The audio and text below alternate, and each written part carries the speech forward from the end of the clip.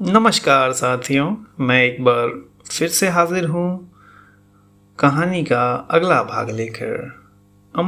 तो चलिए शुरू करते हैं।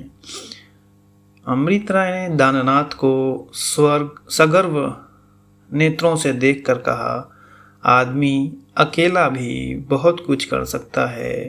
अकेले आदमियों ने ही आदि से विचारों में क्रांति पैदा की है। अकेले आदमियों के कृत्यों से सारा इतिहास भरा पड़ा है। गौतम बुद्ध कौन थे?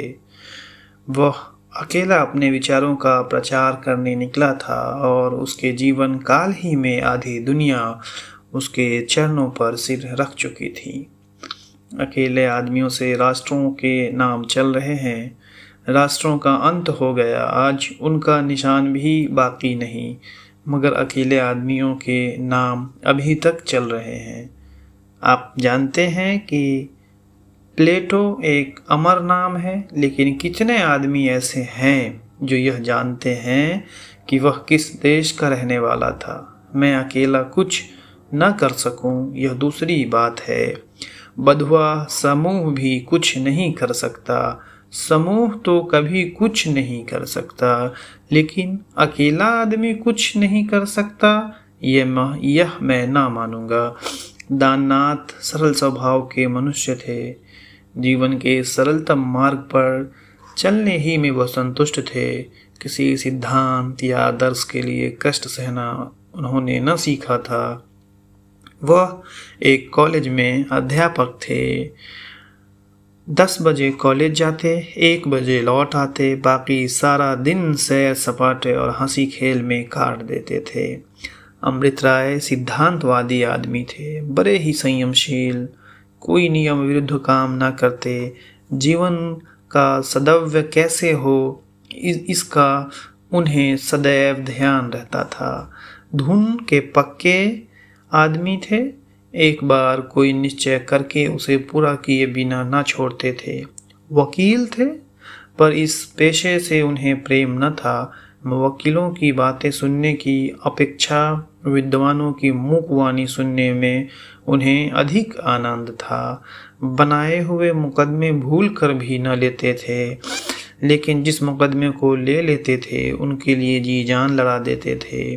स्वभाव के दयालु थे। व्यसन कोई न था नहीं, धन संचय की इच्छा भी न थी, इसलिए बहुत थोड़े मेहनतानों में राजी हो जाते थे। यही कारण था कि उन्हें मुकदमों में हार बहुत कम होती थी। उनकी पहली शादी उस वक्त हुई जब वह कॉलेज में पढ़ते थे। एक पुत्र भी हुआ था, लेकिन स्त्री और पुत्र दोनों प्रसव काल ही में संसार से प्रस्थान कर गए। अमृत राय को बहन से बहुत प्रेम था। उन्होंने निश्चय किया कि अब कभी विवाह न करूँगा, लेकिन जब बहन का विवाह हो गया और माता पिता की एक सप्ताह के अंदर हैजे से मृत्यु हो गई, तो अकेला घर दुखदाई होने लगा। 2 साल तक टेशाटन करते रहे। लौटे तो होली के दिन उनके ससुर ने उन्हें भोजन करने को बुलाया। वह अमृत राय के शील स्वभाव पर पहले ही मुग्ध थे। उनकी छोटी लड़की प्रेमा सयानी हो चुकी थी। उसके लिए अमृत राय से अच्छा वर उन्हें दूसरा दिखाई न दिया। प्रेमा से साक्षात कराने ही के लिए उन्होंने अमृत राय को बुलाया था। 2 साल पहले अमृत राय ने प्रेमा को देखा था, तब यह बंद कली थी, अब एक विकसित कुसुम थी, जिसकी छटा आँखों को लुभाती थी। हृदय में प्रेम का अंकुर जम गया। जब कभी जी उबता ससुराल चले जाते और 2 घड़ी हंस बोल कर चले आते। आखिर एक दिन उनकी सास ने मतलब की बात कह दी। अमृत राय तो प्रेमा के रूप और गुण पर मोहित हो ही चुके थे, अंधे को जैसे आंखें मिल गई हो। बातचीत पक्की हो गई। इसी सहालग में विवाह होने की तैयारियां थीं कि अमृत राय ने यह प्रतिज्ञा कर ली।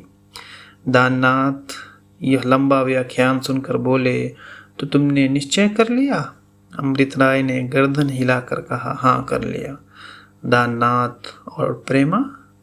अमृत राय, उसके लिए मुझसे कहीं सुयोग्य वर मिल जाएगा। दाननाथ ने तिरस्कार भाव से कहा, क्या बात करते हो, तुम समझते हो प्रेमा कोई बाजार का सौदा है? जी चाहा लिया, जी चाहा ना लिया। एक बीज है प्रेम एक बीज है जो एक बार जमकर फिर बड़ी मुश्किल से उखड़ता है। कभी कभी तो जल, प्रकाश और वायु के बिना ही जीवित रहता है। प्रेमा केवल तुम्हारी मंगेतर नहीं, वह तुम्हारी प्रेमिका भी है। यह सूचना उसे मिलेगी तो उसका हृदय भन्न हो जाएगा। कह नहीं सकता उसकी क्या दशा हो जाए। तुम उस पर घोर अन्याय कर रहे हो। अमृत राय एक क्षण के लिए विचार में डूब गए। अपने विषय में तो उन्हें कोई चिंता न थी। वह अपने हृदय को कर्तव्य की भेंट कर सकते थे, इसका निश्चय ही कर लिया था। उस मनोव्यथा को सहने के लिए वह तैयार थे। लेकिन प्रेमा का क्या हाल होगा, इसका उन्हें ध्यान न आया था। प्रेमा कितनी विचारशील है यह उन्हें मालूम था।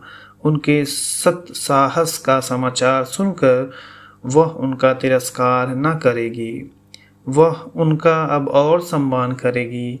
बोले, अगर वह उतनी ही सहृदय है जितना मैं समझता हूँ तो मेरी प्रतिज्ञा पर उसे दुख न होना चाहिए। मुझे विश्वास है कि उसे सुनकर हर्ष होगा। कम से कम मुझे ऐसी ही आशा है। दाननाथ ने मुंह बनाकर कहा, तुम समझते होगे कि बड़ा मैदान मार आए हो और जो सुनेगा वो फूलों का हार लेकर तुम्हारे गले में डालने दौड़ेगा। लेकिन मैं तो यही समझता हूँ कि तुम पुराने आदर्शों को भ्रष्ट कर रहे हो। तुम नाम पर मरते हो, समाचार पत्रों में अपनी प्रशंसा देखना चाहते हो, बस और कोई बात नहीं। नाम कमाने का यह सस्ता नुस्खा है। हर लगे ना फिटकरी और रंग चोखा। रमनिया, नाम की इतनी भूख नहीं होती। प्रेमा कितनी ही विचारशील हो, लेकिन यह कभी पसंद ना करेगी कि उसका हृदय किसी वर्त के हाथों चूर चूर किया जाए। उसका जीवन दुखमय हो जाएगा। अमृत राय का मकान आ गया। टमटम रुक गया। अमृत राय उतरकर अपने कमरे की तरफ चले। दाननाथ जरा देर तक इंतजार में खड़े रहे कि यह मुझे बुलावे तो जाऊं, पर अमृत राय ने उनकी तरफ फिर कर भी न देखा। तो उन्हें भय हुआ, मेरी बातों से कदाचित उन्हें दुख हुआ है। कमरे के द्वार पर जाकर बोले, क्यों भाई, मुझसे नाराज हो गए क्या? तो मेरे प्यारे साथियों, आज के लिए इतना ही। अगले पार्ट के लिए फिर से मैं कल हाजिर होता हूँ।